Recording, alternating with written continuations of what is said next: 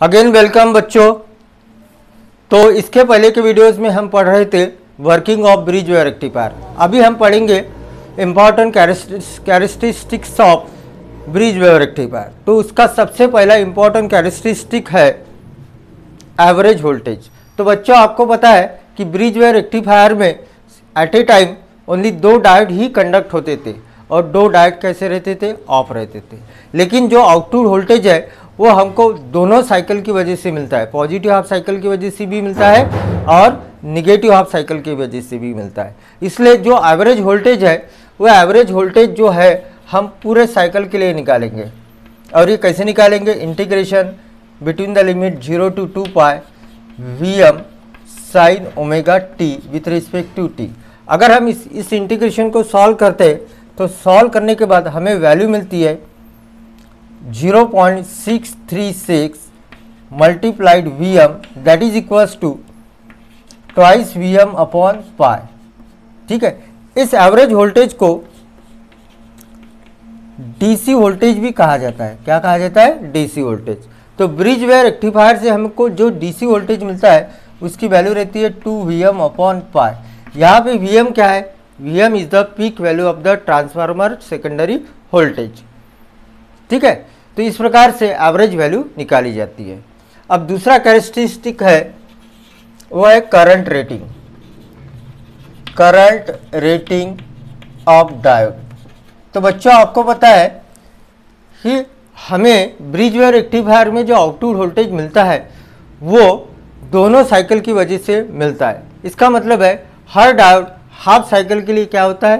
Conduct होता है। इसलिए इसका करंट रेटिंग जो रहेगा वो करंट रेटिंग रहेगा 1/2 times of DC load current. और डीसी लोड करंट कैसे निकालते हैं वो आपको पता है, DC voltage divided by load resistance. अगर हम इसके डीसी वोल्टेज की वैल्यू रखते हैं तो वो वैल्यू है twice Vm upon pi divided by RL। और ये पाई अगर नीचे लाते हैं तो ये वैल्यू होगी 2 Vm अपॉन पाई RL। ठीक है, तो 2 कैंसिल हो जाएगा, हमको वैल्यू मिलेगी Vm अपॉन पाई RL। तो इस प्रकार डायोड की क्या निकालते हैं? Current rating. अब थर्ड इंपॉर्टेंट कैरेक्टरिस्टिक है वो है PIV वैल्यू। PIV रेटिंग क्या रहती है? तो यहाँ पे हमको दिख रहा है कि एक ही डायोड, PIV का मतलब क्या होता है? How much maximum negative voltage appears across the diode. Diode के अक्रॉस कितना मैक्सिमम निगेटिव वोल्टेज अपीयर्स रहते हैं, यानी रिवर्स वोल्टेज कितना रहता है, so that it can be withstand in the circuit. ठीक है, so that diode can be operate properly. उस वोल्टेज को कहा जाता है PIV वोल्टेज। और ये जो PIV वोल्टेज रहता है इसकी वैल्यू रहती है Vm, ब्रिज वेव। इसका अगर प्रूव करना है तो यहाँ पे हम किरचॉफ लॉ लगा के इसको निकाल सकते हैं, जो मैं आपको अगले लेक्चर में इसका प्रूफ बताऊंगा। ठीक है, अभी आपको इसका सिर्फ ध्यान रखना है कि PIV वैल्यू जो है उसकी कितनी रहती है? Vm।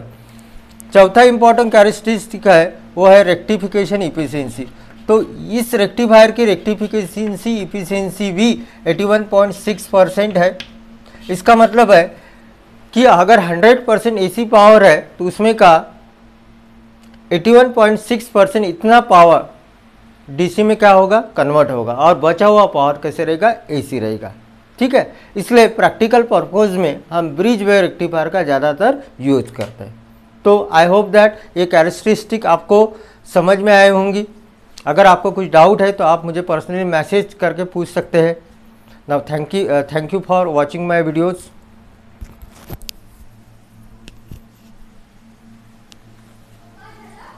नहीं हाँ।